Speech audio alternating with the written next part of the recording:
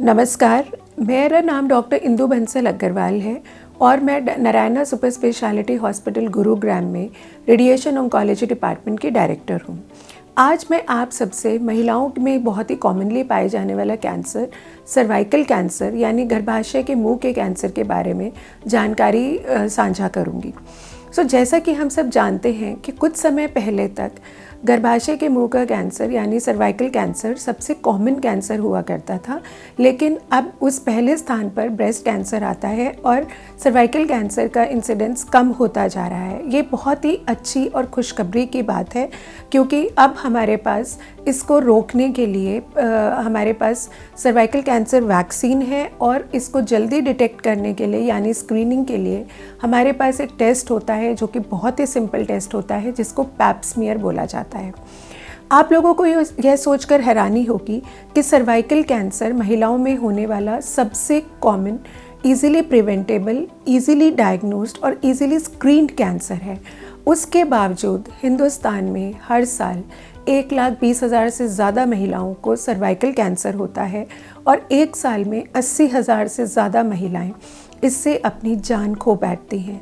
सबसे बड़े दुख की बात यह है कि हर 8 मिनट में एक महिला सर्वाइकल कैंसर से अपनी जान दे देती है और मैं नहीं चाहती कि ऐसा किसी भी महिला के साथ हो। आपको मैं आज इसके कॉमन कारणों के बारे में बताऊंगी और किस तरह से हम इस बीमारी को रोक सकते हैं। यह कैंसर उन महिलाओं में ज़्यादा कॉमन होता है जिनकी बहुत कम उम्र में शादी हो जाती है, यानी कि जैसे कि पहले बहुत छोटी उम्र में शादी हो जाया करती थी, जिनके बहुत सारे बच्चे होते हैं, जिनके मल्टीपल सेक्सुअल पार्टनर्स होते हैं और जिनको सर्वाइकल कैंसर का कारण होता है HPV इन्फेक्शन।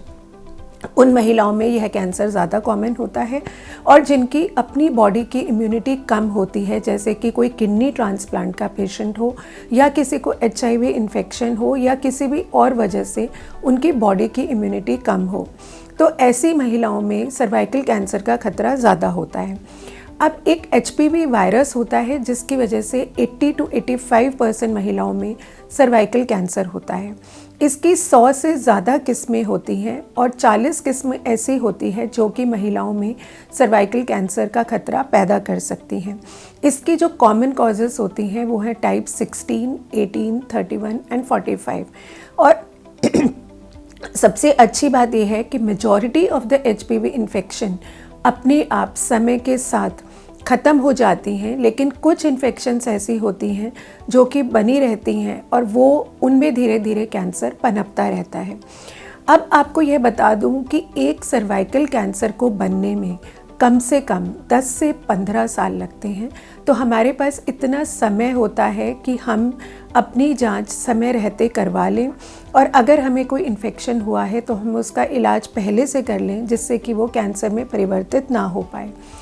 यह HPV इन्फेक्शन पुरुष से महिला को ट्रांसमिट होता है सेक्सुअल कांटेक्ट के द्वारा और इसके HPV इन्फेक्शन की वजह से न केवल सर्वाइकल कैंसर बल्कि vaginal cancer, vulval cancer, anal cancers और मुंह का कैंसर भी काफ़ी कॉमन होता है।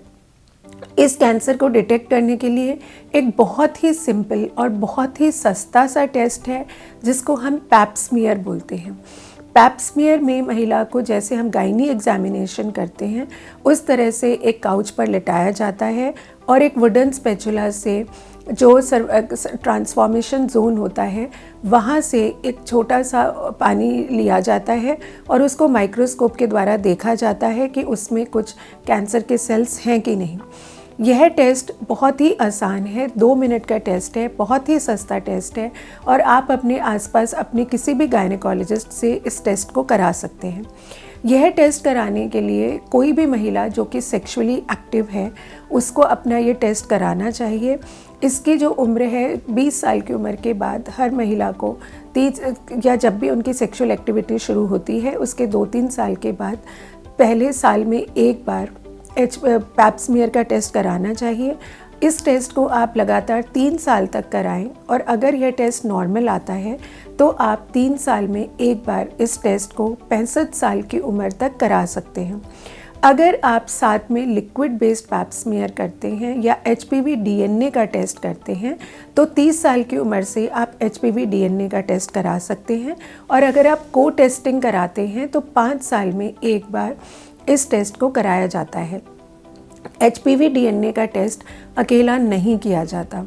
सो यह और जिन लोगों को वैक्सीन लग चुकी है उनको भी अपना यह टेस्ट कराना चाहिए।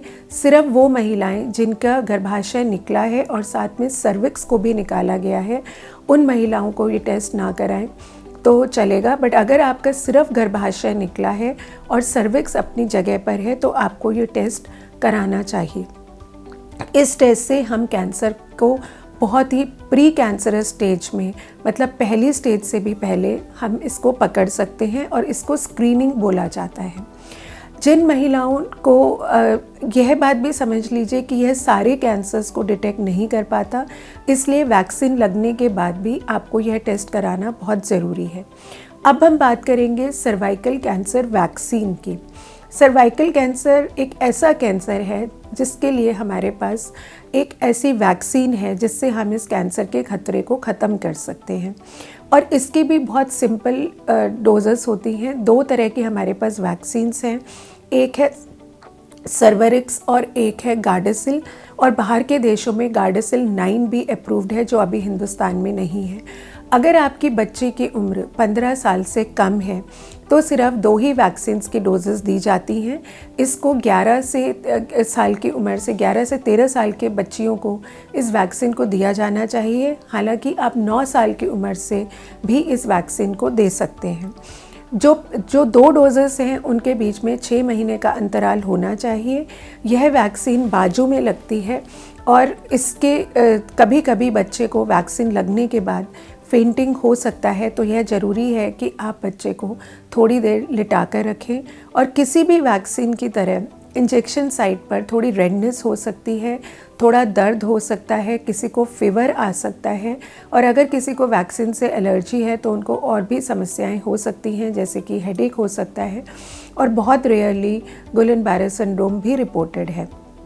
तो बिना डॉक्टर की सलाह के आप प्लीज़ ये वैक्सीन ना लगवाएं।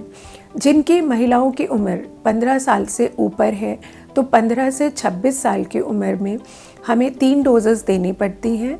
पहली डोज़ को हम 0 डोज बोलते हैं। पहली और दूसरी डोज़ के बीच में 1 से 2 महीने का इंटरवल होना ज़रूरी है और दूसरी और तीसरी डोज़ में 6 महीने का अंतराल ज़रूरी है। अगर किसी वजह से आप एक वैक्सीन की डोज़ मिस कर देते हैं तो भी आप दूसरी डोज़ या तीसरी डोज़ साल भर के अंदर लगवा सकते हैं। यह बात समझनी ज़रूरी है कि यह वैक्सीन जो ऑलरेडी इन्फेक्शन हो चुका है उसको प्रिवेंट नहीं करता, बट और तरह के इन्फेक्शन से आपको ठीक कर सकता है। तो जैसे मैंने बताया कि 100 तरह की किस्में होती हैं, तो अगर आपको जो इन्फेक्शन हो चुका है उसके अलावा जो HPV वायरसेस हैं उनसे यह इन्फेक्शन आपको कैंसर बनने से रोक सकता है। अब कैंसर के लक्षणों के बारे में बात करेंगे। सर्वाइकल कैंसर का जो सबसे कॉमन लक्षण है वह है महीने में जो रक्तस्राव होता है या जिसको पीरियड्स बोलते हैं उनका इर्रेगुलर होना, एक्सेसिव ब्लीडिंग होना। मेनोपॉज होने के बाद भी अगर आपको एक भी धब्बा लगता है तो आप उसको इग्नोर ना करें।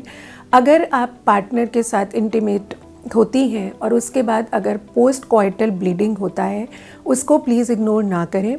बच्चेदानी से या योनि से अगर गंदा पानी आता है उसको भी इग्नोर ना करें।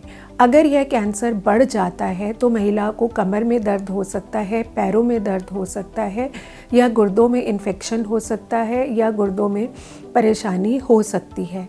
इस टेस्ट को डिटेक्ट करने का बहुत ही सिंपल तरीका है, हम अल्ट्रासाउंड से भी इसको पकड़ सकते हैं।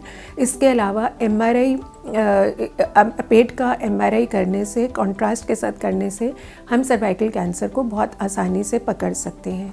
और यह गायनी एग्जामिनेशन के द्वारा इस कैंसर को डिटेक्ट किया जाता है और फिर इसकी बायोप्सी करके माइक्रोस्कोप के नीचे कैंसर सेल्स को पकड़ा जाता है, जिससे इसकी स्टेज के बारे में हमको पता चलता है। अगर आपका कैंसर प्री कैंसरस स्टेज में डिटेक्ट हुआ है तो उसको बहुत ही इजीली बिल्कुल ठीक किया जा सकता है।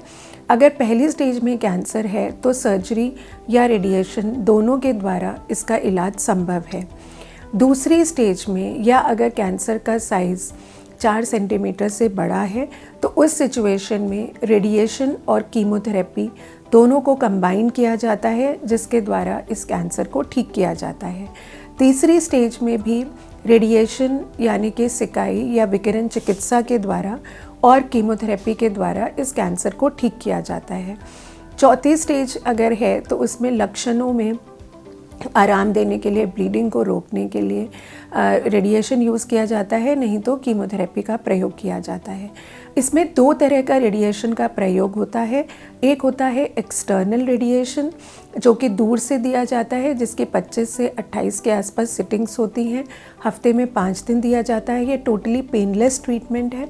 और उसके अलावा एक दूसरा इलाज होता है जिसको ब्रेकीथेरेपी कहा जाता है, जिसमें रेडियो एक्टिव सोर्सेज जैसे सीजियम 137 या एरिडियम 192 के आइसोटोप्स को एक एप्लीकेटर के द्वारा बच्चेदानी के अंदर रखा जाता है और उसके 2 या 3 सेटिंग्स डिपेंडिंग ऑन कि आपकी पहले सर्जरी हुई है या नहीं, उसके द्वारा इंटरनल रेडिएशन के द्वारा कैंसर को ठीक किया जाता है। सबसे अच्छी बात यह है कि इस कैंसर को हम प्रिवेंट कर सकते हैं, हम इसको बहुत जल्दी पकड़ सकते हैं और अगर थोड़ा एडवांस स्टेज में भी डायग्नोज होता है तो भी हम इसमें महिला को पूरी तरह से ठीक कर सकते हैं। तो इसलिए तुरंत ही अपना पैप स्मीयर कराएं। अगर आपने सर्वाइकल कैंसर वैक्सीन नहीं ली है तो प्लीज़ अपने आप को और अपनी बच्चियों को सर्वाइकल कैंसर वैक्सीन लगवाएं। 45 साल की उम्र तक भी महिला इस वैक्सीन को ले सकती है और वैक्सीन लगवाएं और तुरंत अपने जांच कराएं। अपने सिम्टम्स को बिल्कुल भी इग्नोर ना करें। अनैतिक यौन संबंधों से बचें, अच्छा भोजन खाएं, खूब सारी हरी सब्जियां खाएं, अपना स्मोकिंग और अल्कोहल का सेवन ना करें और जल्दी से अपने चेक कराकर आप कैंसर मुक्त हो जाएं। अगर आपके कोई भी सवाल हैं तो आप मुझे डायरेक्टली लिख सकते हैं, आप मुझे फ़ोन कर सकते हैं और YouTube पर अपने क्वेश्चंस पोस्ट कर सकते हैं। स्वस्थ रहिए, मास्क पहनते रहिए, कोरोना से अपने आप को बचा कर रखिए और बिल्कुल हंसते खेलते अपनी ज़िंदगी व्यतीत करते रहिए। नमस्कार।